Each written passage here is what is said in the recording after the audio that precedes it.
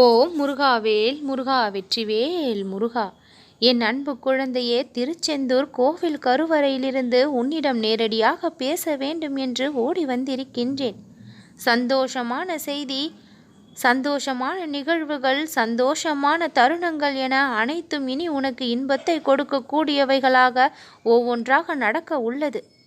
தன்னம்பிக்கை என்பது உனக்கு மிகவும் அவசியம் என்று நான் சொல்லியிருந்தேன். அதை கேட்டதால் இப்பொழுதையெல்லாம் உன் மனதிற்குள் நீ நம்பிக்கையை அதிகப்படியாக வளர்த்து கொண்டிருக்கின்றாய். அது ஒன்றுதான் உன் மனதிற்கு எப்பொழுதும் தேவையானது. அந்த தேவையை புரிந்து உன் மனதிற்குள் அதை வளர்த்து கொண்டிருக்கின்றாய். இந்த தன்னம்பிக்கையானது உன்னை ஒரு பொழுதும் வீழ்த்தி விடாது. நீ விழக்கூடிய சமயங்களிலெல்லாம் உன்னை எழுந்து நிற்க செய்யக்கூடியது அதுதான். வாழ்வில் என்னதான் நடந்தாலும், எந்த சூழ்நிலையெல்லாம் சந்தித்திருந்த பொழுதிலும், எத்தனை கஷ்டங்களையெல்லாம் உன் வாழ்வானது பட்டிருந்த பொழுதிலும், இந்த நம்பிக்கை ஒன்று இருந்தால் அது உன்னுடைய வாழ்க்கையில் உன்னை எழ செய்து விடும். பிறரால் நீ வீழ்த்தப்பட்டு இருக்கின்றாய். சில சமயங்களில் பிறர் உன்னை போட்டு காலில் மிதிக்கக்கூடிய அளவிற்கு உன் வாழ்க்கையை நாசம் செய்ய நினைத்திருக்கின்றார்கள்.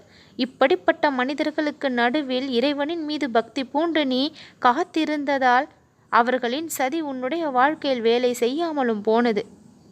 உன் மீது பொறாமை கொள்கின்றார்கள் அவர்கள். நீ எப்படி நலமாக வாழ்கின்றாய் இப்படிப்பட்ட துன்ப நிலையிலும் என்று யோசிக்கின்றார்கள்.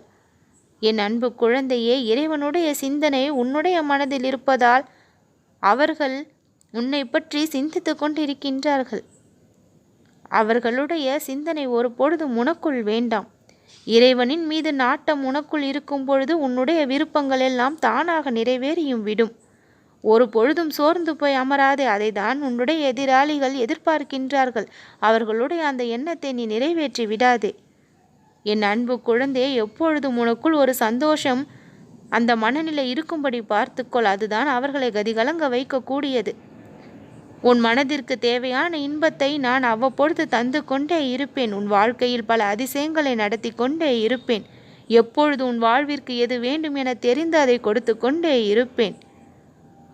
என் நேரமும் உன் வாழ்வில் மிகப்பெரிய திருப்பங்களோடு மாற்றங்கள் வரலாம். அது மிகப்பெரிய முன்னேற்றத்தையும் கொடுக்கலாம். ராஜ வாழ்க்கையை நீ பெறக்கூடிய அதிசயங்கள் எல்லாம் உன் வாழ்வில் நடக்கும்.